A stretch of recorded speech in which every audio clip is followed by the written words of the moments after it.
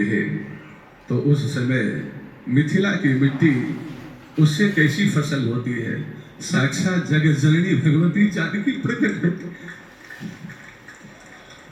मिथिला की मिट्टी में महालक्ष्मी की खेती होती है।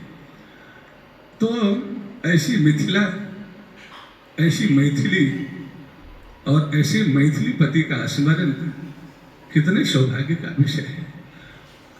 श्री वाल्मीकि जी ने लिखा है, लोके नहीं स विद्येत जो न राम अनुव्रता। कोई कहता है मैं राम को नहीं मानता, मैं श्याम को नहीं मानता, वस्तुतः वह खूब मानता है। उसकी बुद्धि थोड़ी विगलित हो गई है, जो वाणी में विकार आ गए हैं।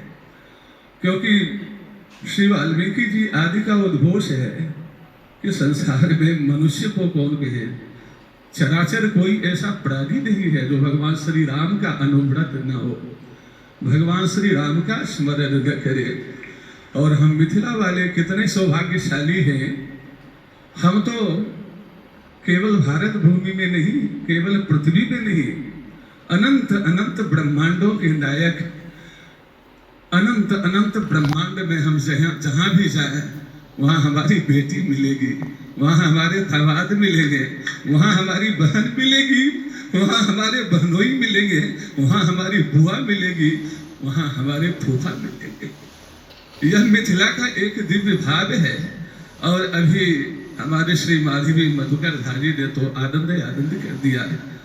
वो संगीत का वातावरण ही अद्भुत बन गया था। वो बड़ी विलक्षण विदुषी है और उनका बहुत ही नियंत्रण है।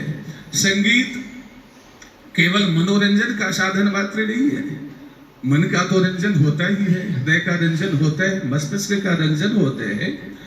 वीणा वादन तत्वज्ञ श्रुतिस्वर विशारद तालज्ञश्चा प्रयासेन मोक्ष मार्गम सगच्छति। संगीत भगवत प्राप्ति करा सकता है।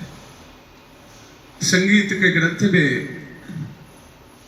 एक स्थान में मंगलाचरण है, हनुमान जी संगीतेन वशीकरोति सततम क्षमाजा मधम माधवम, क्षमाजा धवम माधवम।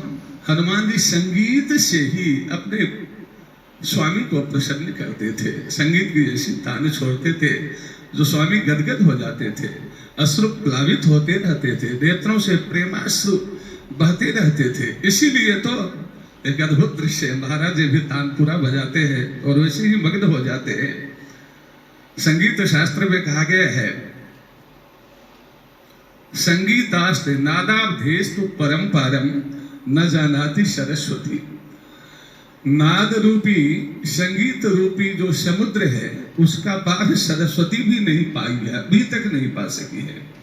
नादाभेस्तु परंपरम न जानाति सरस्वती, इसलिए अद्यापि मज्जन भया तुम भी बहती बख्शसी। उस संगीत